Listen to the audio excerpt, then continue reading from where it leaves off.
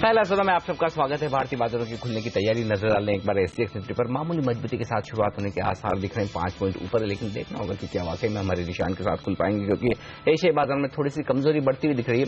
Nikkei और Hong Kong के बाजार आधा से 0.5% कमजोर हो चुके हैं, तो देखना होगा उनका असर ज्यादा पड़ता हुआ दिखता है या फिर हम मजबूत खुलेंगे।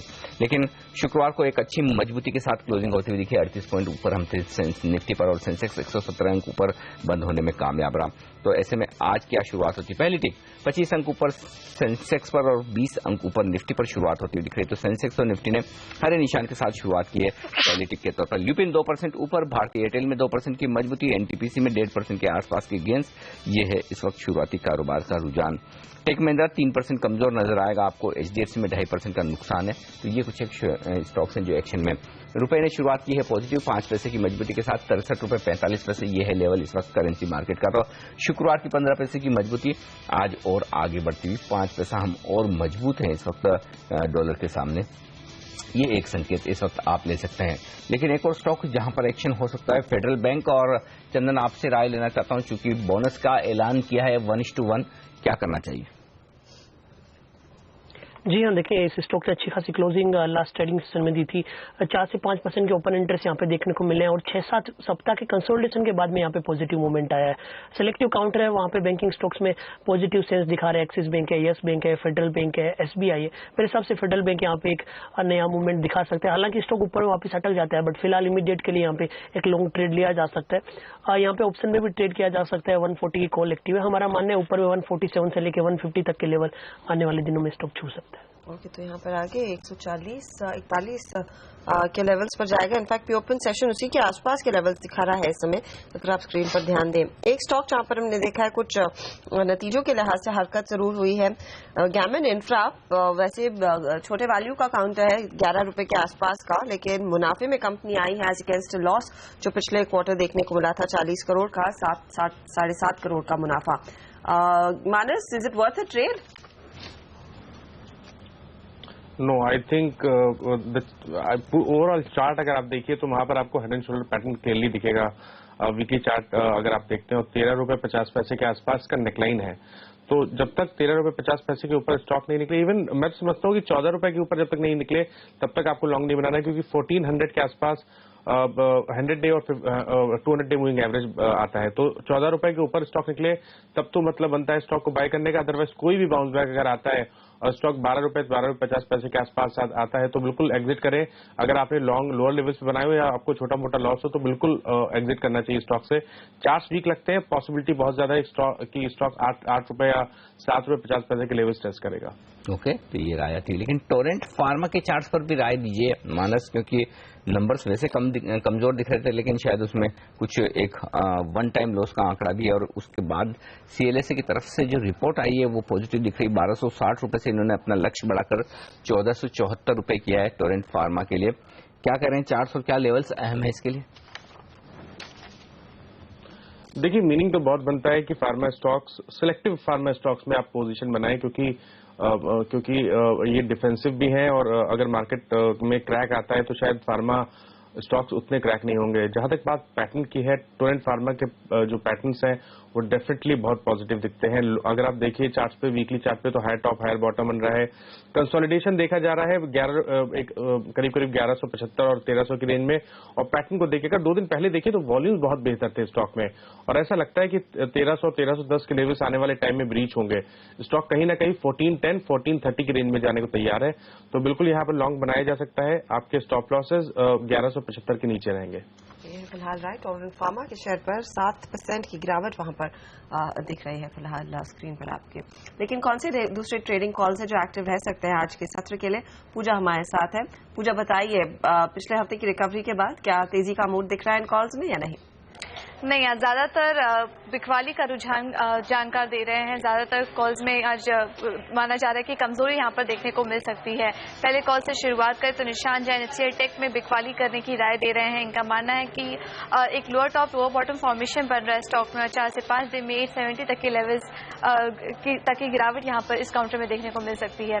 दूसरे कॉल में जय ठक्कर कोलगेट में बिकवाली करने की राय दे रहे हैं। इनका मानना है कि अगले 3 दिनों में 1960 तक के लेवल्स तक की गिरावट इस काउंटर में देखने को मिल सकती है और 5% से ज्यादा का रिटर्न इस काउंटर में देखने को मिल सकता है, तो यहाँ पर बिकवाली करके चलने की राय। अगले 2 कॉल्स के लिए हमारे साथ बने हुए हैं मानस जायसवाल। गुड मॉर्निंग मानस, बताइए आज आप भी कमजोरी की राय देंगे? गुड मॉर्निंग पूजा। बिल्कुल बिकवाली की राय रहेगी। पहला तो जिस तरह एसडीएल लास्ट सेशन में क्रैक हुआ था, ये जरूर है कि लोअर लेवल पे बाइंग इंटरेस्ट देखने को, बाइंग इंटरेस्ट से ज्यादा मैं समझता हूँ प्रॉफिट बुकिंग देखने को मिली जो शॉर्ट कवर हुए हैं। बट मैं समझता हूँ कि ट्रेंड काफी वीक है, इम्पॉर्टेंट सपोर्ट ब्रेक किए हैं, तो यहाँ पर बिकवाली करने की राय रहेगी। इसके स्टॉप लॉसेस 112 रुपए 60 पैसे के आसपास रहेंगे और टारगेट 97 के आसपास रहेंगे, जो कि 3 से 4 ट्रेडिंग सेशंस में आ सकते हैं। दूसरा बैंकिंग स्पेस रहेगा कैनरा बैंक, जहां पर पिछले दिनों छोटा बाउंस बैक जरूर देखने को मिला, बट आखिरी सेशन में हमने हायर लेवल पे प्रॉफिट बुकिंग देखी, डार्क क्लाउड कवर पैटर्न बना है डेली चार्ट पे, तो मैं समझता हूँ यहाँ पर फिर से गिरावट देखने को मिलेगी। स्टॉक 348 के लेवल टेस्ट कर सकता है और 368.30 के स्टॉप लॉस के साथ स्टॉक को शॉर्ट करना चाहिए। ये टारगेट 3 से 4 दिनों के हैं। Thank you Manas. 4 sell calls के बाद अब मोहित गाबा एक बाय कॉल यहाँ पर दे रहे हैं, सीएससी में खरीदारी करने की राय दे रहे हैं। इनका मानना है कि फ्राइडे कंसोलिडेशन के बाद एक ब्रेकआउट यहाँ पर देखने को मिल सकता है और 3 से 4 दिन में 600 तक के लेवल्स इस काउंटर में देखने को मिल सकते हैं, यानी करीब 5 से 6% की रिटर्न काउंटर दे सकता है। 5 में से 4 कॉल्स में जानकार आज कमजोरी की राय दे रहे हैं। चलिए फिलहाल राय ज्यादा जानकार आज बिकवाली की राय पर ध्यान दे रहे हैं और ना कि नई खरीदारी के लिहाज से। कुछ और काउंटर्स जो ऑफकोर्स रेडार पर रहने वाले हैं, उसमें जेएसडब्ल्यू स्टील पिछले हफ्ते बाजार बंद होते होते वो नंबर्स आए, लेकिन आप देखिए मुनाफा जो है वो काफी कमजोर रहा है और प्री ओपन सेशन में 3% की गिरावट देखने को मिल रही है। मानस, यहाँ पर क्या और कमजोरी आती हुई दिखाई दे सकती है? ओवरऑल मेटल्स पर आपकी क्या रणनीति रहेगी? क्योंकि आप टाटा स्टील देखें ऑफकोर्स एक्टिव रहेगा, क्योंकि इनकी एक यूके का प्लांट खरीदने बेचने की बात हो रही है और शायद वहां पर वो डील जल्द ही साइन होती हुई दिखाई दे। तो मेटल्स में ये दोनों अकाउंट्स में क्या रणनीति हो? देखिए, मेटल्स की बात करिए तो बहुत सिलेक्टिव होना पड़ेगा। जहां पर टाटा स्टील आपको अच्छा लगता है, ऐसा लगता है कि शायद यहाँ से थोड़ी रिकवरी और देखने को मिले, बट उसी के साथ देखिए तो काफी स्टॉक्स, चाहे वो वेदांता हो या सेल हो या हिंडाल्को हो, ये सब वीक लगते हैं। और स्पेशली जेएसडब्ल्यू स्टील जिसके बारे में आपने बात की, उसके 400 बहुत वीक लगते हैं, क्योंकि इम्पॉर्टेंट सपोर्ट फ्राइडे के सेशन में 880 के सपोर्ट जो थे वो ब्रीच हुए थे। तो मैं समझता हूँ यहाँ पर तो बिल्कुल एक शॉर्टिंग अपॉर्चुनिटी है, जहां पर आपके स्टॉप लॉसेस 888 के ऊपर होंगे और टारगेट 850 के आसपास। ओके, ये राय आती है। लेकिन चंदन, एक खबर जो आ रही है वो ये कि शायद अब वायदा कारोबार के जो फ्यूचर्स हैं उनकी लॉट साइज बढ़ाने पर विचार किया जा रहा है, जिससे कि रिटेल इन्वेस्टर्स यहाँ पर कम पार्टिसिपेट करें। जो स्किल ट्रेडर्स हैं या फिर जो फंड्स हैं जो हेजिंग के लिहाज से वायदा कारोबार को अप्रोच करते हैं, क्या समझते हैं आप? क्या ये वाकई में फायदे की बात होगी और रिटेल इन्वेस्टर्स कम होते हुए दिखेंगे, या फिर लॉट साइज बढ़ने पर अगर जो ट्रेडर ट्रेड कर ही रहे हैं तो उनके लिए नुकसान होने की संभावना बढ़ जाएगी? जी हाँ, आज सेबी ने प्रपोजल रखा है। हालांकि जो सेबी डिसीजन ले रही है शायद इन्वेस्टर के हित के लिए ले रही है, बट मेरा ऐसा मानना है कि यदि ये लोड साइज बढ़ता है तो रिटेल जो पार्टिसिपेशन है वो कम होता हुआ नजर आएगा। देखिए, रोजाना में ट्रेडिंग वॉल्यूम की बात करूं तो 2 लाख करोड़ के आसपास का डेली का एनएससीएफओ बीएससीएफओ का वॉल्यूम होता है। 1.70 लाख करोड़ का जो वॉल्यूम वो एनएससीएफएनओ सेगमेंट में होता है, उसका 80 to 85% वॉल्यूम है वो इंडेक्स फ्यूचर और इंडेक्स ऑप्शन होता है। और मेजरली टोटल वॉल्यूम का 75% ऑप्शन है वो ट्रेडिंग है वो इंडेक्स ऑप्शन में होती है, यानी कि निफ्टी के कॉल पुट में। ऑलरेडी देखें, स्टॉक ऑप्शन स्टॉक फ्यूचर में पहले से ही कम वॉल्यूम हो रहा है और ये यदि मान लो स्टॉक लेते हैं तो रिटेल पार्टिसिपेशन और कम हो जाएगा। क्योंकि देखें, अभी यूजुअली मैं एवरेज मार्जिन की बात करूं, जब फ्यूचर में आप ट्रेड करते हो तब आपको पूरी वैल्यू नहीं देनी पड़ती, आपको मार्जिन देना पड़ता है। और जो अभी रिसेंटली मार्जिन है वीआर के हिसाब से वो ऊपर में 32% तक भी है और नीचे में 15-16% भी है। तो एवरेज मार्जिन स्टॉक्स का देखें तो 25% 20% के आसपास है। यदि लॉट साइज 2 लाख के आसपास रहती है तो एक ट्रेडर को 40-50 हजार के इनिशियल मार्जिन पे करने से एक ट्रेड एक्टिव हो सकता है। बट जब ये वैल्यू 5 लाख हो जाएगी तो 1 लाख रुपए का इन्वेस्टमेंट इनिशियल मार्जिन में देना पड़ेगा, तभी ट्रेडिंग अपॉर्चुनिटी वहां पे देख सकते हैं।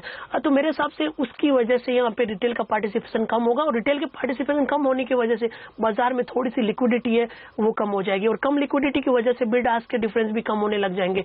उससे मार्केट का जो डेप्थ है वो थोड़ा सा कम होता हुआ नजर आएगा। हालांकि ये जो डिसीजन लिया है वो इसलिए लिया है ताकि रिटेल क्लाइंट्स है वो जो कम पैसे है वो डेरिवेटिव्स वायदा बाजार में है वो नहीं आए, बचे रहे। बट ओवरऑल यदि देखें बाजार के सेंटीमेंट की बात करें तो मेरे हिसाब से लिक्विडिटी कम होगी, बाजार में बिड आस्क का डिफरेंस बढ़ेगा रहेगा और बाजार में वो इतनी ज्यादा डेप्थ नहीं रहेगी जो अभी रिसेंट में बनी हुई है। ये फिलहाल इम्पैक्ट रिटेल निवेशकों पर डेफिनेटली बढ़ता हुआ दिखाई दे सकता है और उनके लिए इनफैक्ट काफी जोखिम भरा ट्रेड रहता भी है, तो उनको सेफ गार्ड करने की सेबी की शायद कोशिश है, लेकिन देखना होगा कि एक्सचेंजेस इस पर अपना क्या प्रतिक्रिया देते हैं और क्या फीडबैक मिलता है। सेबी का फिलहाल ये प्रस्ताव है। हम लेंगे एक कुछ और काउंटर्स पर एक चेक। हेक्सेवेयर जहां पर पिछले सेशन में काफी शॉर्ट कवरिंग देखने को मिली थी, चंदन और साथ ही ऑरेकल फाइनेंशियल सर्विसेज जिसके नंबर्स आए वहां पर परफॉर्मेंस थोड़ा सा बेहतर होता हुआ दिखाई दिया है। क्या राय रहेगी, माफ कीजिएगा, ऑरेकल फाइनेंस का मुनाफा जो है वो करीब 26% गिरा है, क्या यहाँ पर कुछ प्रेशर आ सकता है वायदे बाजार के ट्रेड के लिहाज से? सबसे पहले मैं हेक्सावेयर की बात करूं, देखें हेक्सावेयर में एक सेल ऑफ देखने को मिला था लास्ट सीरीज के मिड में। स्टॉक देखें 335 से लेके 240 यानी कि अराउंड 70-80 रुपीज का करेक्शन दे चुका है। अभी रिसेंटली 4-5 दिनों के कंसोलिडेशन के बाद में लास्ट ट्रेडिंग सेशन को शॉर्ट कवरिंग हुई थी, ओपन इंटरेस्ट 3-4% बढ़ा था। इंटरेस्टिंग देखें 260 की पुट में राइटिंग हो रही है और वो संकेत दे रही है कि नीचे में 260 के आसपास स्टॉक सपोर्ट लेता हुआ नजर आएगा। ओवरऑल स्ट्रक्चर थोड़ा सा नेगेटिव है, बट जिस हिसाब से एक कंसोलिडेशन के बाद में शॉर्ट कवरिंग आया और आज यदि फॉलो एक्शन आ जाता है तो काउंटर ऊपर में 279-280 तक का मूव दिखा सकता है। वहीं ओरेकल फाइनेंस की बात की, कल के ट्रेडिंग सेशन यानी लास्ट ट्रेडिंग सेशन में कोई ओपन इंटरेस्ट एडिशन नहीं देखने को मिला। काफी दिनों के कंसोलिडेशन के बाद में स्टॉक ने मूवमेंट दिया, ऊपर में 35-75 के लेवल टेस्ट किए, बट वापस एक रेंज में स्टक हो गया। यदि स्टॉक इमीडिएट सपोर्ट 3470, 3450 को तोड़ देता है तो मेरे हिसाब से रिसेंट में जो मोमेंटम आया है वो फिजल आउट हो सकता है। ओवरऑल देखें काउंटर इतना ज्यादा डेरिवेटिव्स मार्केट में लिक्विड नहीं है, उतनी ज्यादा ओपन इंटरेस्ट पोजीशन नहीं रहती है, तो मेरे हिसाब से इंपोर्टेंट लेवल को तोड़ेगा तो जो भी पोजीशन बनी है वो लिक्विडेट होगी और नए सोर्स आएंगे। तो जिनके पास पोजीशन है वो 3455, 3470 के जोन के स्टॉप लॉस लगा के होल्ड रखे, उसके नीचे आए तो पोजीशन को कट करे और नए सोर्स भी बना सकते हैं। ओके, ये राय आती हुई यहाँ पर। इस बीच हमारे साथ बाजार के जाने माने एक्सपर्ट संदीप sabharwal.com के संदीप sabharwal भी कार्यक्रम में शामिल हो चुके हैं। संदीप, स्वागत है आपका भी। क्या लग रहा है, पिछले हफ्ते थोड़ी सी रिकवरी स्टेबिलिटी के संकेत दिए हैं बाजार ने, क्या एक टेक्निकल पुलबैक के तौर पर ही देखें या फिर 8000 के आसपास बेस फॉर्मेशन की कोशिश हुई है बाजार की? अनिल जी, मुझे लगता है कि एक बेस फॉर्मेशन का प्रोसेस तो शुरू हो गया है। ये कहना कि बेस बन चुका है या एक और डाउन मूव आएगा, ये कहना बहुत मुश्किल है। लेकिन जिस तरह से हम मार्केट को देख रहे हैं और जिस तरह से हम देख रहे हैं कि डोमेस्टिक इंस्टीट्यूशंस के पास फंड्स फ्लो आ रहे हैं और उनकी जितनी बाइंग चल रही है, वो एक जो फॉरेन इन्वेस्टर्स का पुल आउट है उसको बैलेंस कर रहा है। ये एक अच्छी चीज है मार्केट के लिए और वॉलेटिलिटी के बावजूद मुझे लग रहा है म्यूचुअल फंड्स में फ्लोज अच्छे चल रहे हैं, तो ये एक मार्केट को स्टेबिलिटी देता है। तो मैं कहूंगा कि जो 8250 के आसपास का लेवल है, यहाँ से मैक्सिमम डाउनसाइड अगर हम देखें तो मार्केट का 5-1% का रह जाता है। तो बाइंग अपॉर्चुनिटीज अब बननी शुरू हो गई हैं, क्योंकि जो मेरा इनिशियल व्यू था कि जो बॉटम फॉर्मेशन है मार्केट का वो जो आरबीआई की पॉलिसी है उससे पहले हो जाना चाहिए। तो अगर आरबीआई की पॉलिसी से पहले होना है तो या तो एक छोटा मोटा सेल ऑफ अभी हम देख लेंगे अगले 1-2 हफ्ते में, या फिर उस समय जब रेट कट आएगा जिसकी मुझे पूरी उम्मीद है उसके बाद एक पॉजिटिव सेंटीमेंट और बन जाएगा। तो उस हिसाब से देखें तो ज़्यादा रिस्क कम रह गया मार्केट में खरीदारी के लिए और डाउनसाइड रिस्क कम है और यहाँ से बेस बिल्डिंग का प्रोसेस जैसे आपने कहा मुझे लगता है कि शुरू हो गया। लेकिन रेट कट के चांसेस अब कितने बढ़ गए और क्या उस बेसिस पर आप इंटरेस्ट सेंसिटिव में एक्सपोजर लेना ठीक समझेंगे इस समय? या मुझे लगता है कि बिल्कुल रेट कट होना चाहिए। जिस तरह से कंज्यूमर इन्फ्लेशन का बिहेवियर है और जिस तरह से हम देख रहे हैं कि काफ़ी कंपोनेंट्स उसके अगर आप ब्रेक डाउन करके देखें तो मुझे नहीं लगता कि कोई इन्फ्लेशनरी प्रेशर है इकोनॉमी में। और कुछ लोग जो सिर्फ फ्यूल प्राइस इंक्रीज को देख के सोच रहे हैं कि इन्फ्लेशन बढ़ेगा, एक्चुअली सीपीआई में फ्यूल इन्फ्लेशन का डायरेक्ट इम्पैक्ट बहुत कम होता है, तो उस हिसाब से कंज्यूमर प्राइसेस पे इसका इम्पैक्ट नहीं होगा। फूड इन्फ्लेशन काफ़ी म्यूटेड रहा है समर सीजन में भी, तो उस हिसाब से भी देखा जाए तो आगे जाके इन्फ्लेशनरी सिचुएशन काफ़ी मुझे लगता है अच्छी दिख रही है और रेट कट डेफिनेटली होना चाहिए। ओके, तो ये है राय यहाँ पर रेट कट को लेकर। और ऐसे में रेट सेंसिटिव स्टॉक्स की जो आउट परफॉर्मेंस पिछले हफ्ते से शुरू हुई वो बेहतर रह सकती है, लेकिन बेहतर शुरुआत के आसार दिख रहे हैं इस वक्त भारतीय बाजारों के लिए। एशियाई बाजारों की कमजोरी का कोई खास असर इस वक्त है नहीं। और आप देखें तो लगभग 100 अंक ऊपर शुरुआत करने के संकेत मिलते दिख रहे हैं। सेंसेक्स से 93 अंक ऊपर है प्री ओपनिंग सेशन में, 22 अंक 23 अंक ऊपर है निफ्टी 8,285 के आसपास के लेवल से। और इंटरेस्टिंग बात यह है कि शुक्रवार के सेशन में हमने 8,280 के आसपास हाई बनाए, लगभग उन्हीं लेवल के आसपास शायद शुरुआत करते हुए दिखे। मिड कैप इंडेक्स 13,000 के पार खुलने की तैयारी में, 1/4% की मजबूती वहां पर भी दिखेगी, लेकिन बैंक निफ्टी शायद लीड करता हुआ दिखे फिर से आज की मजबूती को। और आप देख सकते हैं 0.5% ऊपर प्री ओपनिंग सेशन के यहाँ पर जो ट्रेड्स आए उनमें बैंक निफ्टी आपको मजबूत नजर आएगा। ऑयल मार्केटिंग कंपनियों के शेयरों में तेजी रह सकती है, जिस तरह से पेट्रोल और डीजल के दाम फिर से बढ़ाए हैं कंपनी ने। बीपीसीएल टॉप गेनर है इस वक्त प्री ओपनिंग सेशन में। तो ये कुछ एक स्टॉक्स हैं जो एक्शन में रहेंगे, लेकिन इनके बाद नतीजों के दम पर भी कुछ एक्शन आपको देखने को मिल सकता है। टाटा कॉफी 11% ऊपर दिख रहा है शानदार नतीजों के दम पर। जेन इरिगेशन में 9% के आसपास की तेजी दिख रही है प्री ओपनिंग सेशन में। गेमन इंफ्रा 12-13% ऊपर खुलने की तैयारी में, मजबूत खुलने की तैयारी में। पहली टिक आपकी स्क्रीन पर आती हुई सेंसेक्स और निफ्टी पर मजबूती के साथ शुरुआत होती हुई 75 अंक ऊपर आपको सेंसेक्स नजर आएगा, निफ्टी 20 अंक ऊपर शुरुआत करता हुआ आज के सेशन की। आइए निफ्टी पर नजर डालें। एशियन पेंट्स नतीजों के ठीक पहले 1.5% मजबूत है, बीपीसीएल में 1.5% की मजबूती, ल्यूपिन 1% ऊपर खुलता हुआ दिख रहा है। भारती और हिंडाल्को जैसे शेयरों में मजबूती है। ऑयल एंड गैस शेयरों में भी थोड़ी तेजी और बनती हुई दिख रही है, जिसमें ओएनजीसी 1% ऊपर आपको नजर आएगा। केन इंडिया में 0.5% के आसपास का नुकसान है। तो साफ तौर पर लीडरशिप जो आती दिख रही है वो ऑयल एंड गैस स्पेस के शेयरों से आती हुई दिख रही है। कमजोर क्या है? आइडिया सेलुलर और इंडसइंड बैंक आधा % कमजोर है। कोई खास कमजोरी जैसे स्टॉक्स आपको इस वक्त नजर नहीं आएंगे। आइए वायदा कारोबार की तरफ और देख लेते हैं यहाँ कौन से स्टॉक सेक्शन में। जुबिलेंट फूड शुक्रवार की तेजी के बाद आज थोड़ा ठंडा होता हुआ 1.25% नीचे है। और मजबूती की बात करें तो जेन इरिगेशन आज का स्टार परफॉर्मर टॉप करता हुआ वायदा कारोबार में 8.5% तेज है नतीजों के बाद, तो यहां पर अच्छी तेजी बनती हुई दिख रही है। कैलकाटा इलेक्ट्रिसिटी 1.5% मजबूत, एचपीबीपीआई से तेजी के साथ खुलते हुए दिख रहे हैं। और मिड कैप शेयरों में मदरसन सुमी, वोल्टास, अदानी पावर 1% के आसपास की तेजी सीमित है। 50 अंकों की मजबूती के साथ सेंसेक्स निफ्टी 10 अंक ऊपर है। शुक्रवार के हाईस के आसपास हम इस वक्त ट्रेड करते हुए दिख रहे हैं। मिड कैप शेयरों में 1/4% की मजबूती, बैंक निफ्टी भी उतना ही मजबूत है। तो ओवरऑल एक पॉजिटिव शुरुआत भारतीय बाजारों ने दी, लेकिन खबरों के दम पर कई स्टॉक सेक्शन में हर्षा बताइए कहां नजर है? नतीजे पहले अनिल, टाटा कॉफी 8% के गेन के साथ खुला है 9770, अच्छे नतीजे रहे उसका फायदा। इसके अलावा आप देखिए जीवीके पावर निन्यूट्रा नतीजे कुछ बेहतर रहे तो स्टॉक थोड़ा सा बेहतर परफॉर्मेंस करता हुआ 5.5% के गेन्स। कॉर्पोरेशन बैंक के नंबर्स पर आप देखिए एक स्मार्ट रिकवरी आती हुई 3.5% की बढ़त यहां पर देखने को मिल रही है।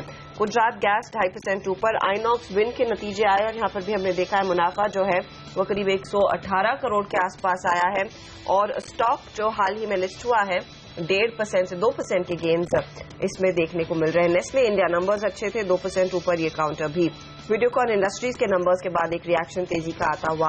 रिचमंड में हमने देखा आज करीब 1 से 1.5% का इजाफा। अदानी पावर रेडार पर है, 1% से ज्यादा की गेन्स देखने को मिल रहे हैं। इनका 5,000 करोड़ तक का जो लोन है सब्सिडीज को दिया हुआ उसको एसबीआई शायद रीफाइनेंस कर सकता है 525 स्कीम के तहत, तो वहां पर कुछ एक्शन बनता हुआ दिखाई जरूर दिया है। तो ये कुछ काउंटर्स है जहां पर तेजी का मूव डेफिनेटली आया है, लेकिन नंबर्स के बल पर आप देखिए जेके लक्ष्मी सीमेंट खराब परफॉर्मेंस इस तिमाही में 7% से ज्यादा का नुकसान स्टॉक झेल रहा है। जेएनके बैंक में हमने देखा है निराशा हाथ लगी है तो 4% नीचे है वो काउंटर। स्टर्लिंग बायोटेक में दबाव देखने को मिला है नंबर्स के बाद। पूर्वांकरा का परफॉर्मेंस भी इतना कुछ खास नहीं तो स्टॉक 2.5% फिसला है इस बारी। इसके अलावा कुछ और काउंटर्स, जुबिलेंट फूड जो पिछले सत्र में काफी ज्यादा एक्टिव था, यहां पर कुछ मुनाफा वसूली होती हुई। टोरेंट फार्मा का परफॉर्मेंस काफी निराशाजनक है तो 3-3.5% की गिरावट देखने को मिली है। और ओरेकल फाइनेंशियल सर्विसेज आपके लिए हाजिर करते हैं, वहां पर भी आप देखिए मुनाफा जो है खराब ही रहा है, करीब 28% की गिरावट। स्टॉक एकदम फ्लैट टू 0.5% के ही गेन्स दिखाता हुआ इस समय। तो ये कुछ काउंटर्स हैं जहां पर एक्शन डेफिनेटली देखने को मिला है। ग्लेनमार्क आपके लिए हाजिर करेंगे, स्टॉक एकदम फ्लैट ट्रेड करता हुआ। इनफैक्ट यूएसएफडीए की ओर से इनको एक ड्रग के लिए नॉड मिला है, पॉजिटिव खबर है, लेकिन काउंटर में ज्यादा एक्शन इस समय नहीं देखने को मिल रहा है। तो जहां पर नतीजे अच्छे रहे हैं वहां पर एक थम्स अप डेफिनेटली मिला है। इसके अलावा आप देखिए ऑयल मार्केटिंग कंपनियों में इंटरेस्ट बना हुआ है खरीदारी का। बिल्कुल, तो ये रहा है इस वक्त सारे स्टॉक्स पर आते हुए दिख रहे हैं, लेकिन इस बीच निफ्टी दिन के हाई पॉइंट की तरफ फिर से बढ़ता हुआ नजर आ रहा है। 8,300 की तरफ बढ़ने की कोशिश होती हुई दिख रही है। 8294 काम में हाई बनाया है।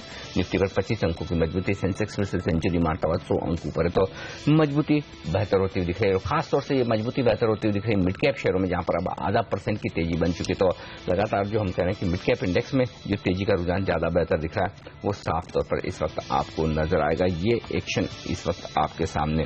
हमारे एक्सपर्ट्स हमारे साथ हैं, मानस जायसवाल, चंदन तापड़िया और संदीप सब्रवाल। संदीप, जेन इरिगेशन मेरे ख्याल से, जहां तक मुझे याद, आपने पहले भी इस स्टॉक को कई बार रिकमेंड किया। आज 9% की दमदार तेजी बनती हुई दिख रही है नतीजों के बाद। क्या राय रखते हैं इस वक्त आप?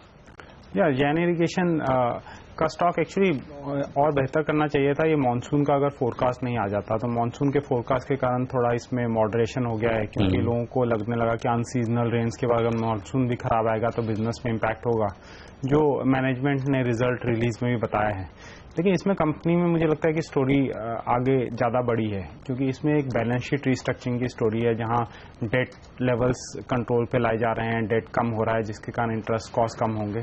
दूसरा, बिजनेस इंप्रूवमेंट आगे जाके काफ़ी रहेगा, क्योंकि इस साल के बजट में काफ़ी एलोकेशन है स्पेसिफिकली ड्रिप इरिगेशन की तरफ। और तीसरा, जो हमें उम्मीद है कि अगले 1 साल के अंदर किसी समय ये जो कंपनी है अपना फूड डिवीजन जो है उसको सेपरेट करेगी एक अलग कंपनी में, और वो अलग कंपनी की वैल्यू हमारे कैलकुलेशन के हिसाब से पूरे आज जो कंपनी का मार्केट कैपिटलाइजेशन है उससे ज़्यादा है। तो ये सब चीज़ों को देखते हुए एक अच्छा वैल्यू पिक है। मतलब ट्रेडर्स के लिए ऐसा नहीं होगा मुझे कि सडनली ये स्टॉक बहुत ज़्यादा चढ़ जाएगा, ऐसे मुझे उम्मीद नहीं है।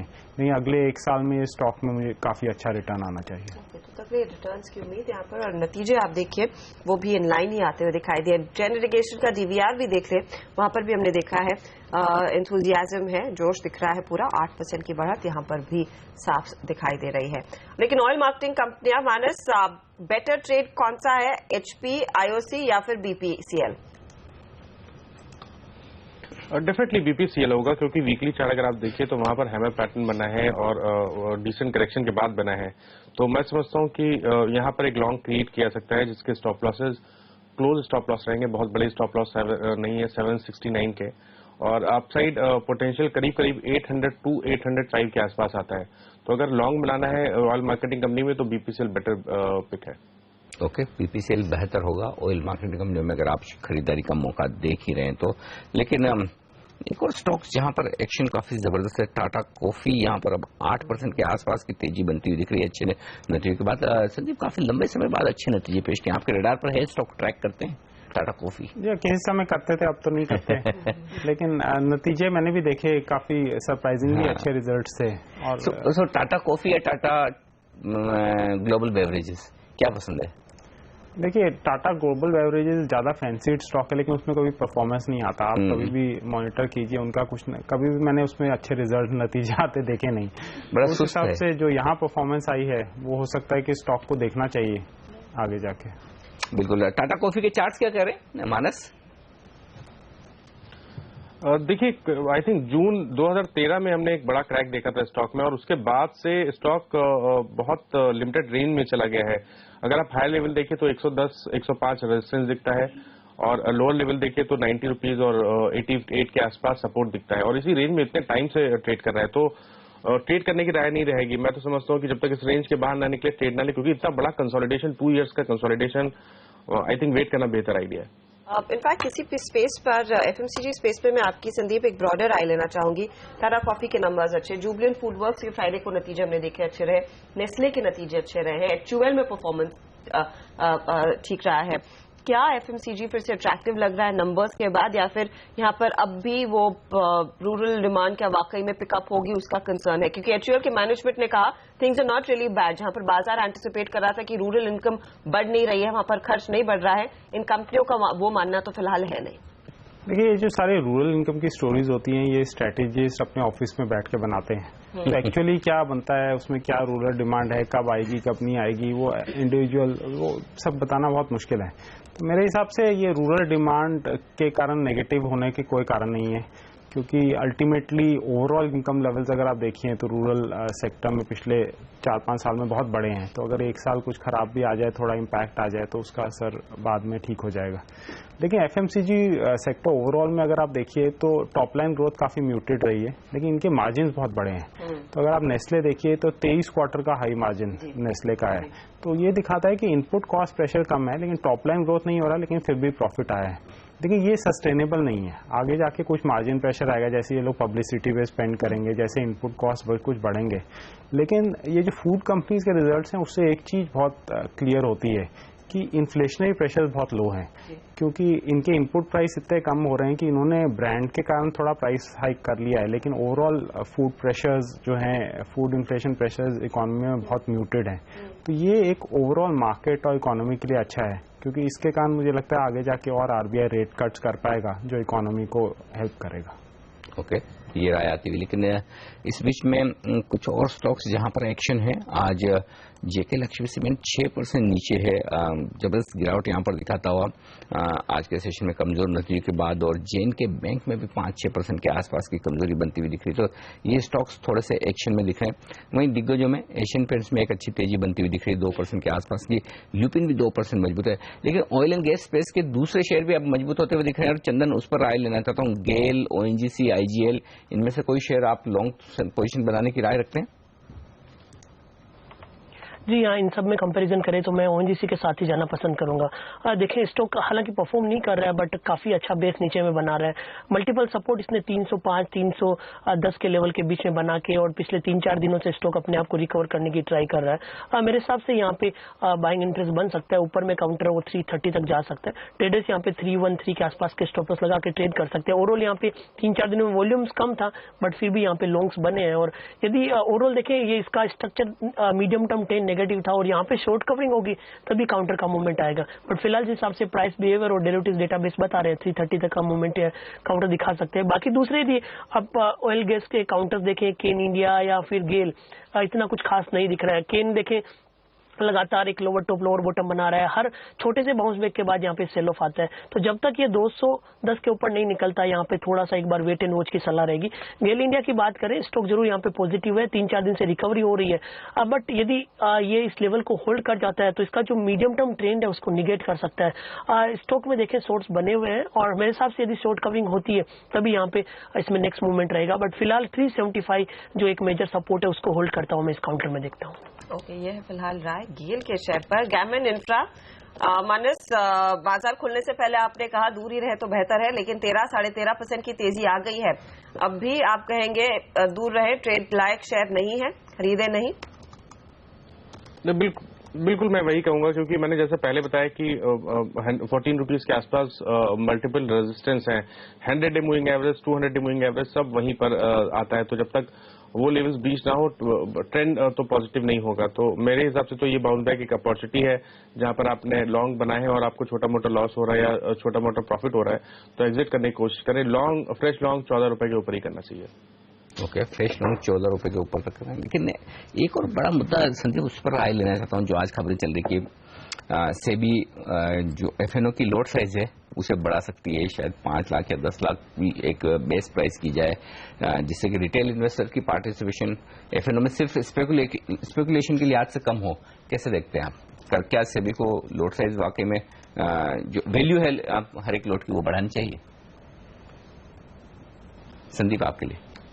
देखिए, अगर हम देखें इस पूरे प्रोसेस को, तो मैं कहूँगा कि एक तरफ से ठीक है, क्योंकि बहुत सारे मैंने भी देखा है कि रिटेल इन्वेस्टर्स मुझे फ़ोन करते हैं कि हमारे पास 2-3 लाख रुपए हैं, हम लोग ट्रेडिंग करना चाहते हैं, तो और हम लोग ट्रेडिंग करते भी हैं। तो उसमें क्या है कि अगर आपका पूरा कॉर्पस ही 2-3 लाख रुपए है और उसके ऊपर आप ट्रेडिंग करते हैं और इतना स्मॉल लॉट साइज अवेलेबल हैं ट्रेडिंग के लिए, तो ऑब्वियसली वो उनके लिए सूटेबल नहीं है, क्योंकि ज़्यादातर लोग रिस्क नहीं रिकॉग्नाइज करते कि जो आप मार्जिन दे रहे हैं वो सारा का सारा उड़ सकता है अगर स्टॉक में छोटा भी मूवमेंट आए। तो उस हिसाब से अगर हम देखें तो एक तरह से ठीक है ये, लेकिन दूसरी तरफ से अगर हम देखें तो ये एक तरह से एक्सक्लूजन है एक सेगमेंट ऑफ द पीपल को मार्केट से, क्योंकि जब आज के दिन एक शेयर का लॉट कैश मार्केट में हो गया कि अगर आप एक शेयर भी खरीद सकते हैं या बेच सकते हैं, तो उस हिसाब से 10 लाख की लिमिट काफ़ी ज़्यादा हो जाती है इंडियन कंटेक्स्ट में। तो इसको किसी हिसाब से बैलेंस किया जा सकता है या फिर मार्जिन बढ़ाए जा सकते हैं। हो सकता है कि मार्जिन बढ़ाना ज़्यादा अच्छा ऑप्शन हो। ये 2 लाख को 10 लाख करने के बजाय अगर आप इनिशियल मार्जिन बढ़ा दें तो वो शायद रिस्क को ज़्यादा रिड्यूस कर सके। ओके, तो ये राय आती है। लेकिन इस बीच एक स्टॉक बलरामपुर चीनी आपके रडार पर होना चाहिए। बलरामपुर चीनी में 2 बड़े सौदे होते हुए नजर आ रहे हैं आज यहाँ पर, एक एनएससी पर और एक बीएससी पर, और दोनों जगह 6-6 लाख शेयरों का कारोबार इन बड़े सौदों के जरिए होता हुआ दिख रहा है। 1/4% दोनों जगह इक्विटी बदली है इस कंपनी की, यानी कि लगभग 0.5% हिस्सेदारी कंपनी की बदलती हुई दिख रही है। एनएससी और बीएससी पर ये 2 बड़े सौदे होते दिख रहे हैं बलरामपुर चीनी के काउंटर पर। ये स्टॉक आपके रडार पर है। तो टोटल 12 लाख शेयरों का कारोबार आज यहाँ पर होता हुआ दिख रहा है बड़े सौदों के चलते इस वक्त। और हम इसी पर एक राय लेते हैं। वॉल्यूम्स भी पिकअप होते हुए दिख रहे हैं और प्राइस एक्शन भी दिख रहा है। 4% के आसपास की तेजी यहाँ पर दिख रही है। मानस, बलरामपुर चीनी में वॉल्यूम्स होता हुआ दिख रहा है, प्राइस एक्शन है, कहीं कोई ब्रेकआउट के संकेत हैं? बिल्कुल, मैं समझता हूँ ट्रेडिंग अपॉर्चुनिटी जरूर है, क्योंकि 41 के आसपास स्टॉक ने सपोर्ट लिया था और उसके बाद रिकवरी देखने को मिली है। और 43.50 के इम्पॉर्टेंट रेजिस्टेंस आज 20 के हैं और वहां पर वॉल्यूम्स भी, अगर आप चार्ट पे देखें तो वहां वॉल्यूम दिखते हैं, तो उसे बिल्कुल एक ब्रेकआउट की तरह देखना चाहिए। और मैं समझता हूँ कि कम से कम 48.50 के टारगेट सेट करके चलें, बट अपना स्टॉप लॉस 42 के नीचे जरूर लगाएं।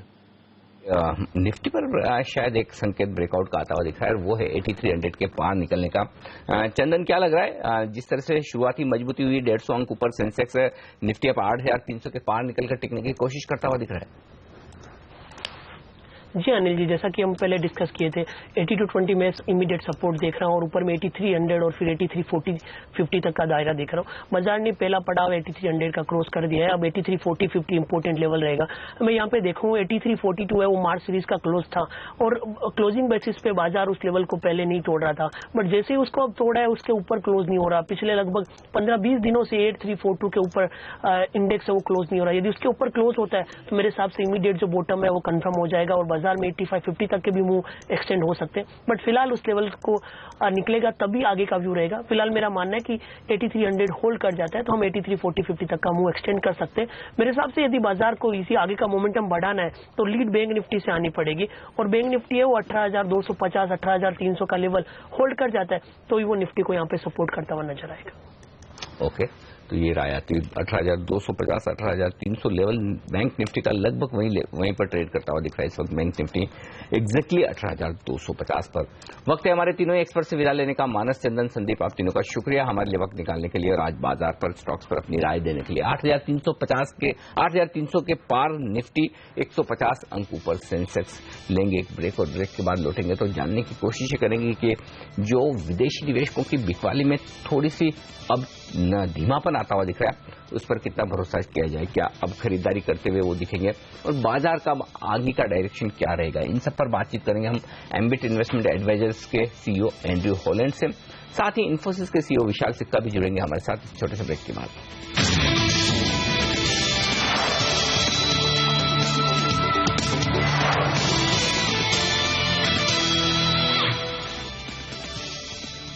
135 अंक ऊपर है सेंसेक्स और निफ्टी 8,300 पर 40 अंकों की मजबूती के साथ कारोबार करता हुआ आधा % की तेजी है दिग्गजों में और उतनी तेजी आपको दिखेगी मिड कैप स्मॉल कैप शेयरों में। बैंक निफ्टी भी उतना ही मजबूत 0.5% की तो बेहतरीन खरीदारी एकदम होती हुई दिख रही है और ये खरीदारी ब्रॉडर मार्केट में छाई हुई, क्योंकि आप इस वक्त देखें तो सारे के सारे सेक्टर इंडाइसेस हरे निशान में ट्रेड करते हुए दिख रहे हैं।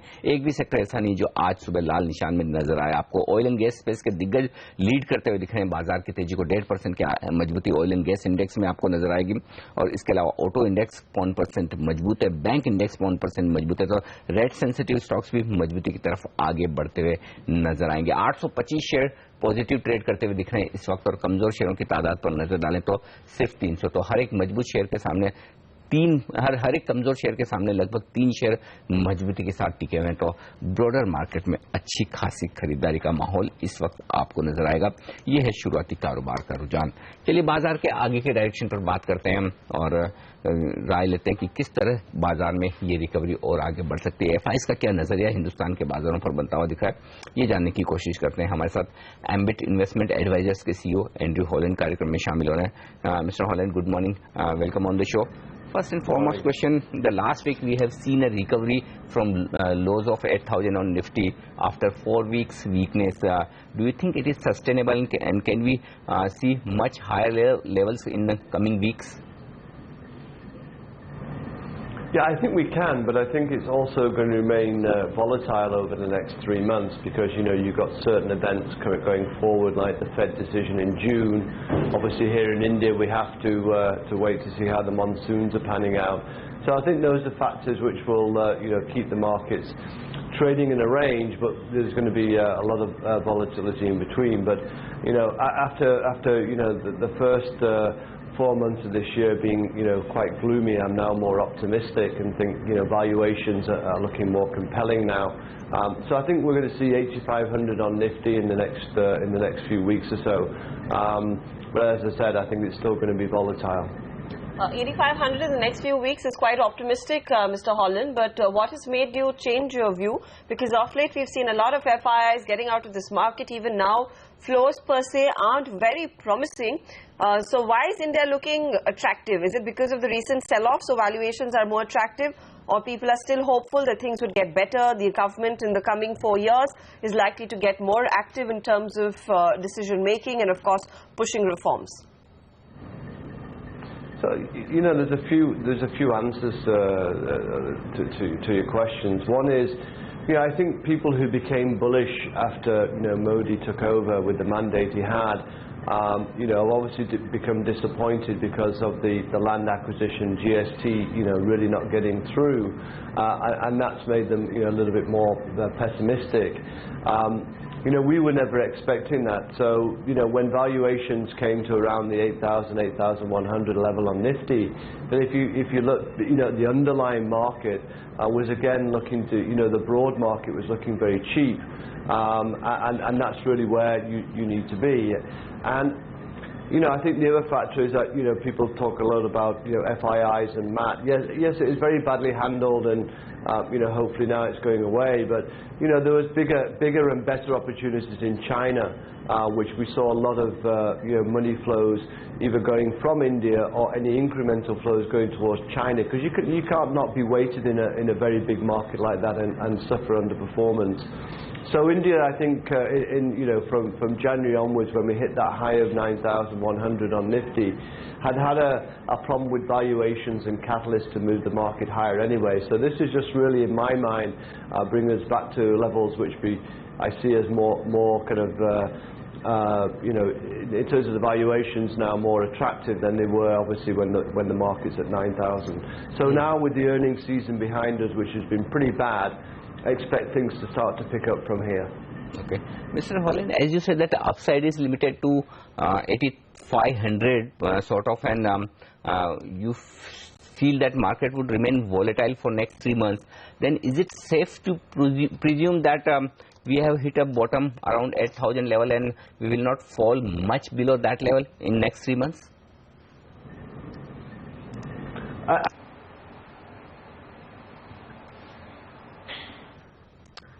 आई थिंक उनसे हमारा संपर्क थोड़ा सा टूटता हुआ नजर आ रहा है. फिर से कोशिश करेंगे एंड्रयू हॉलैंड से बात करने की और जानने की कोशिश करेंगे कि क्या 8,000 के आसपास का लेवल एक बॉटम के तौर पर काम करेगा. Mister Holland, sorry we got disconnected, but just wanted to ask you whether we have seen a bottom near 8,000 levels on Nifty? Yeah, I think we have. You know, I think that's where the market broadly becomes very attractive. I think the only thing that could take us below that, and it's a big if, is obviously if global markets have any scare, whether that's the Greece or the Fed interest rates in June, you know, which have a negative impact globally on risk being taken off the table. That's the only thing I could see. I don't see anything in India which will take us towards that. That's for sure. So, whilst we might be in a kind of a smaller kind of trading range in the short term, you know, I don't see anything from India's perspective to take the markets lower than that. It'd be more a global event, which I'm not really expecting at this point.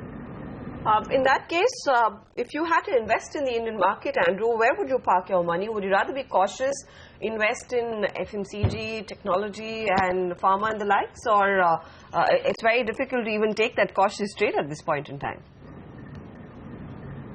You know, I really don't like two of those sectors, which is IT and FMCG. And actually, if you took last month, even your defensive sectors, you would have lost quite a considerable amount of money. April was very brutal in terms of, no place to hide. And IT and FMCG, the ratings are too high.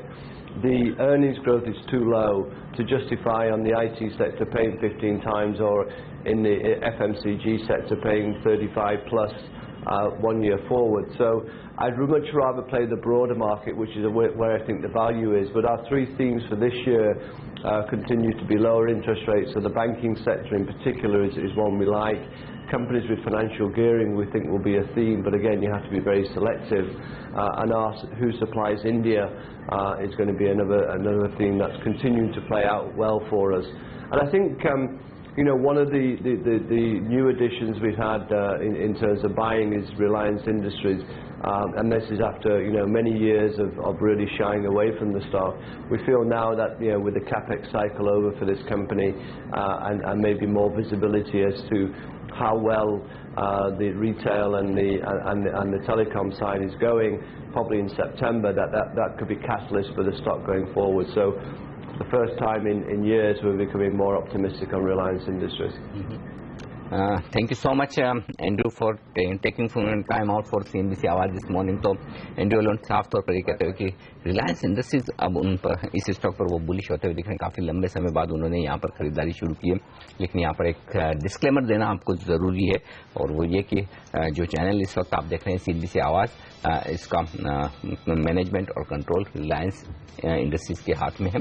ये एक standard disclosure आपके लिए, अगर आप कोई निवेश करना चाहते हो तो पहले ये ध्यान में जरूर रखें। इस बीच बाजार 125 अंक ऊपर है, सेंसेक्स पर निफ्टी 40 अंक ऊपर 8,300 पर ट्रेड करता हुआ। लेंगे एक ब्रेक, और ब्रेक के बाद हमारे साथ जुड़ेंगे देश के जाने माने टेक्निकल एक्सपर्ट S2Analytics.com के सुदर्शन सुखानी।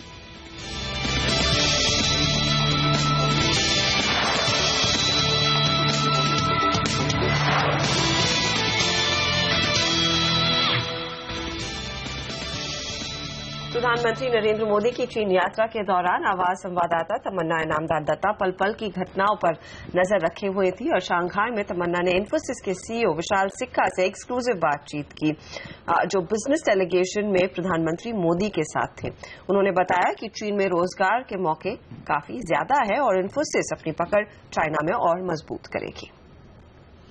हमारे साथ है इन्फोसिस के विशाल सिक्का यहाँ पर शंघाई में। शुक्रिया CNBC आवाज से बात करने के लिए। हिंदी में बात करूं या इंग्लिश में? आप हिंदी में करेंगे तो बहुत ही अच्छा लगेगा हमें और हमारे दर्शकों को। इन्फोसिस एक सिंबल है इंडिया और चाइना के बीच में किस तरह की पार्टनरशिप हो सकती है उसको लेकर। क्या लेसन्स या क्या आप इंसाइट देना चाहेंगे जो कंपनियां ये पार्टनरशिप फोर्ज करना चाहती है उनके लिए? चाइना के जो प्रीमियर थे जू रोंग जी, वो आए थे हमारे इन्फोसिस के कैंपस में मिस्टर मूर्ति को मिलने। करीब 10-12 साल पहले मिस्टर मूर्ति ने यहाँ पे हमारा कैंपस शुरू किया था, जो कि बहुत बड़ा, बहुत खूबसूरत कैंपस है। तो हम ऑफ कोर्स बहुत हमको गर्व है, और मुझे ऐसा लगता है कि हम जैसे जैसे भारत से बाहर ज्यादा बढ़ते जा रहे हैं, चाइना में काम करने का बहुत ज्यादा स्कोप है, बहुत ज्यादा अपॉर्चुनिटीज हैं यहाँ पे हमारे काम करने के लिए। चाइना के लिए ही नहीं, ऑफ कोर्स चाइना में बहुत बड़ा बिजनेस है, लेकिन चाइना के बाहर का जो बिजनेस है वो भी बहुत इंपॉर्टेंट है। एक लिमिटेशन की अगर जब बात होती है इंडियन IT स्पेस में कि वो नॉन इंग्लिश मार्केट पर ज्यादा ध्यान नहीं देते, आपको लगता है उस पर फोकस की जरूरत है, वो बदल रहा है? हाँ, बहुत ज्यादा वहाँ पे अपॉर्चुनिटी है। अलग इकोनॉमिक्स है उसकी, लेकिन जैसे जैसे सर्विसेज की दुनिया ट्रांसफॉर्म हो रही है, वैसे उन एरियाज में भी अपॉर्चुनिटी को सर्व करने की बहुत बड़ी जरूरत है। जस्ट वन लास्ट क्वेश्चन, दोनों देशों के बीच में ज्यादा देर तक हिंदी बहुत आप इतने बढ़िया बोल रहे हैं, I can not believe it. But one last question, दोनों देशों के बीच में जब रिश्तों की बात होती है, बिजनेस रिश्तों की बात होती है, तो ईज ऑफ बिजनेस के साथ ट्रस्ट डेफिसिट का भी बताया जाता है। उसको फिक्स करना जरूरी है। आप देखें भारत और चीन में बहुत ज्यादा हिस्ट्री है, बहुत डीप हिस्ट्री है, दोनों देशों का इतिहास बहुत ही अथाह इतिहास है। तो इसको और आगे जैसे फ्यूचर को देखें तो और भी ज्यादा बड़ी पॉसिबिलिटीज हैं, तो दोनों देशों को मिलकर इस बारे में काम करना चाहिए। कैसे वो ट्रस्ट डेफिसिट को हटाया जाए, उसका फॉर्मूला क्या है? बिजनेस। और जैसे नारायण मूर्ति ने बताया आपके बारे में, सिक्का जमाना। बहुत बहुत शुक्रिया CNBC आवाज से बात करने के। तो ये थे इन्फोसिस के CEO विशाल सिक्का, जो यहाँ पर बात करते हुए हमारे संवाददाता तमन्ना इनामदार से सीधे चीन से आपके लिए ये पूरी बातचीत। लेकिन बाजार इस बीच 140 अंक ऊपर सेंसेक्स पर, निफ्टी 45 अंकों की मजबूती के साथ 8,300 के आसपास ट्रेड करता हुआ इस वक्त नजर आएगा। Mid cap, small cash share, bank Nifty सब जगह आधा % के आसपास की मजबूती का माहौल है। लेकिन तकनीकी चार्ट्स पर आगे क्या सिचुएशन दिख रही है बाजार के लिए, ये जानने की कोशिश करते हैं हमारे साथ देश के जाने माने टेक्निकल एक्सपर्ट astroanalytics.com के सुदर्शन सुखानी जी इस वक्त कार्यक्रम में शामिल हो रहे हैं। सुदर्शन जी, स्वागत है आपका CNBC आवाज पर। क्या ये कहना सेफ है कि 8,000 पर निफ्टी ने बॉटम बना दिया है? और दूसरा ये कि अगर इस रिकवरी में आपको दमखम दिख रहा है तो कितना और ऊपर जा सकता है बाजार? जी नमस्कार। देखिए, ये कहना हमेशा मुश्किल होता है कि कोई भी बात पक्की हो गई है। हम जानते हैं कि बाजार में सर्टेन कुछ नहीं है। शॉर्ट टर्म के लिए 8,000 का बॉटम बन गया है और एक है ना 15-20 दिन से ट्रेडिंग रेंज में निफ्टी था, वहां वो एक बुलिश पैटर्न बना रहा था, एक बुलिश हेड एंड शोल्डर, और 8300 से ऊपर उसका कंफर्मेशन भी हो रहा है। तो हमारा व्यू ये है कि हमको तेजी की तरफ यानी कि लॉन्ग पोजीशंस बनाए रखनी चाहिए, और नहीं है तो बैंक निफ्टी दोनों में ही लॉन्ग पोजीशंस बनानी चाहिए। अब ये 6 महीने बाद 8,000 के नीचे जाएगा नहीं जाएगा ये कहना बहुत मुश्किल है, उसकी चिंता अभी करनी नहीं चाहिए। अब ऐसे में फिर सुदर्शन आप क्या रणनीति लेकर चलेंगे, कंसिडरिंग बाजार काफी वॉलेटाइल है? क्या अभी आपको लग रहा है कि हर उछाल पर बिकवाली का मार्केट है ये, या फिर अब धीरे धीरे करके वो बेस बना रहा है, स्ट्रेंथ लौट रही है? जी, मुझे लगता है कि निफ्टी बेस बना रहा है, और बेस में जो स्मार्ट मनी होती है, जिनके पास ज्यादा पैसा होता है, वो हमेशा डिप्स पर ही खरीदते हैं। कोई भी 10-20 लाख निफ्टी रैली पर खरीद नहीं सकता है, इसीलिए बेस बनते हैं। वो बेस बिल्डिंग का काम हो रहा है, स्मार्ट मनी खरीदारी कर रही है और धीरे धीरे करके बाजार का रुख ब्रेकआउट की तरफ जा रहा है। यही बात बैंक निफ्टी पर है और यही अब धीरे धीरे IT में भी आएगी। तो रणनीति ये है कि भाई आप खरीद के तरफ रहिए, बाइंग कीजिए, जो तीनों इंडेक्स हैं उनको करिए, और IT और बैंक शेयर और नॉन बैंकिंग फाइनेंशियल्स पर ध्यान दीजिए।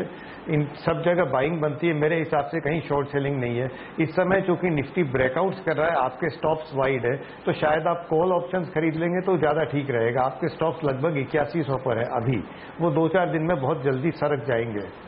ओके, लेकिन किस लेवल के पार निफ्टी निकले ऊपर की तरफ तो फिर आप ये मानेंगे कि 8,875 से लेकर 8,000 तक का जो फॉल हुआ था उसमें करेक्शन पूरा हो गया, अब बाजार फिर से बुलरन में अच्छी तेजी में आने की संभावनाएं बनती है? नहीं, ये मानना फिर भी सही नहीं होगा। हम ये मान रहे हैं कि शॉर्ट टर्म अप ट्रेंड है, और चूंकि ज्यादा व्यापारी शॉर्ट टर्म की ट्रेडिंग करते हैं तो उनके लिए ये उपयुक्त समय है बाजार में खरीदारी करने का। तो इतना ही मान रहा हूं मैं। ये कहना बहुत मुश्किल है कि हम वापस हो सकता है ना कि हम 8700-8800 जाके फिर 8,000 आ जाएं। ये कहना अभी इजी नहीं है कि हमने 8,000 का रुख कभी भी नहीं लेना है, ये मुश्किल है कहना। कहां पर लेकिन सुदर्शन आपको एक्शन अब आता दिख रहा है, अगर स्टॉक स्पेसिफिक्स की बात करें? क्योंकि ऑफ लेट हमने देखा है जो भी रिकवरी आई है, जैसे आप भी मेंशन कर रहे थे, वो बैंक्स ड्रिवन रही है। क्या वहां पर आपको लग रहा है ऐसे पोटेंशियल प्लेस दिखने लगे हैं प्राइवेट सेक्टर बैंक्स में, चुनिंदा PSU बैंक्स में, जहां पर एक कंपल्सिव बाय शायद लिया जा सकता है? जी, कंपल्सिव बाय कुछ नहीं होता है, माने जहां बाइंग दी जा सकती है। एक्सिस बैंक और ICICI बैंक दोनों में बेस बन रहे हैं और बेस के बाद ब्रेकआउट्स हो रहे हैं। यही बात निफ्टी और बैंक निफ्टी में भी हो रही है, तो स्वाभाविक है कि लार्ज कैप्स में भी यही पैटर्न बनेंगे। इसी तरह से स्टेट बैंक, जबकि उसके रिजल्ट शायद आने बाकी है, स्टेट बैंक में, कैन बैंक में, PNB में, इन तीनों PSU बैंक्स में हल्के बेसिस बन रहे हैं और यहां से ब्रेकआउट्स हो रहे हैं। तो ये 5 बैंक्स हैं जहां बाइंग बनती है। PSU बैंक्स ज्यादा मजबूत दिख रहे हैं। पिछले हफ्ते का ट्रेडिंग पैटर्न देखें तो PSU बैंक इंडेक्स में 9% की तेजी हुई है, जबकि प्राइवेट सेक्टर बैंक्स उसके सामने कमजोर होते हुए दिख रहे हैं। तो इस वक्त रिस्क रिवॉर्ड के लिहाज से क्या ज्यादा बेहतर नजर आता है फिर? क्या PSU बैंक्स जहां मोमेंटम बेहतर है, या फिर प्राइवेट बैंक्स जहां पर अभी तेजी होनी बाकी है? नहीं, दोनों ही ठीक है, लेकिन PSU बैंक, प्राइवेट बैंक्स में हम कह सकते हैं जो 5-7 प्राइवेट बैंक्स हैं लगभग सभी सही हैं चार्ट्स पर। PSU बैंक्स में ऐसी बात नहीं है, बहुत सारे PSU बैंक्स हैं जहां की मंदी का वातावरण अभी भी है और शायद वो अंडर परफॉर्म करेंगे। इसलिए PSU बैंक्स में सेलेक्टिव हो तो फिर आपकी बात बिल्कुल सही है कि शायद यहाँ रिस्क रिवॉर्ड बेटर होगा। जो मैंने आपको 3 बैंक्स बताए, PNB, Can bank, State Bank, इन तीनों में मुझे चार्ट अच्छे लगते हैं। ओके, तो पोटेंशियल है इन PSU बैंक्स में परफॉर्मेंस का, लेकिन कुछ काउंटर्स जो आज काफी खबरों के बल पर एक्टिव रहे हैं वो ऑयल मार्केटिंग कंपनियां। सुदर्शन, क्या यहाँ पर आपको एक फेवरेबल तेजी का ट्रेड दिख रहा है या फिर ये सिर्फ खबर का ही असर है जो आगे बढ़ेगा नहीं? HP, BP, IOC सब देखें 2 से 3%, 3.5% की बढ़त इनफैक्ट दिखा चुके हैं ये काउंटर्स। नहीं, ये इनका करेक्शन पूरा हो गया है और इनकी तेजी बरकरार रहनी चाहिए। ये तीनों ही ऑयल मार्केटिंग कंपनियां डीप करेक्शन करके गई थी। हमने करेक्शन को क्रूड से जोड़ लिया जो कि सही नहीं था। क्रूड है ना स्ट्रॉन्ग रेजिस्टेंस ले रहा है, लेकिन ये फिर भी तेजी रहेगी क्योंकि इंटरनल जो हमारे अपनी स्थिति है, भारत के अंदर की इकोनॉमिक स्थिति, उसका अनुकूल असर इन पर पड़ रहा है।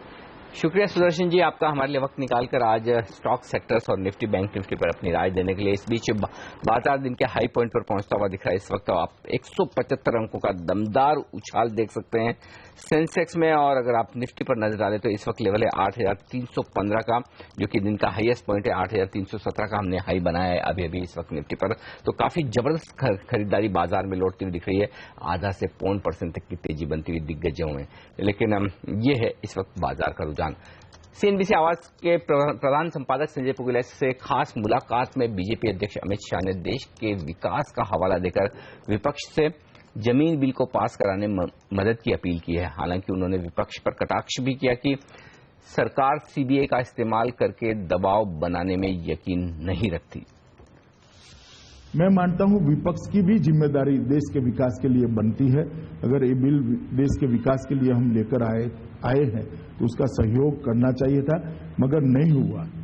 मगर मैं इतना सुनिश्चित रूप से कहना चाहता हूं, हम राज्यसभा में बहुमत में नहीं है, इसलिए CBI का उपयोग कर बहुमत करने में विश्वास नहीं रखते। हम पूर्णतया संवैधानिक तरीके से बिल को पारित करने में विश्वास रखते हैं और आने वाले दिनों में केंद्र सरकार उसी दिशा में आगे बढ़ेगी। और हम सबको समझाकर बिल के साथ जोड़ने का भी एक फिर भी प्रयास करने वाले हैं कि भी सब लोगों की साथ चर्चा कर इस बिल को पारित कर देश के विकास को गति देने के लिए सब लोग एक प्लेटफॉर्म पर आए। राजनीतिक मतभेद रखने की और करने की कई सारी जगह हैं, उसको विकास के साथ नहीं जोड़ना चाहिए। और बीजेपी अध्यक्ष अमित शाह के साथ ये पूरी बातचीत को आप देखिए आज शाम 6 बजे सिर्फ CNBC आवाज पर।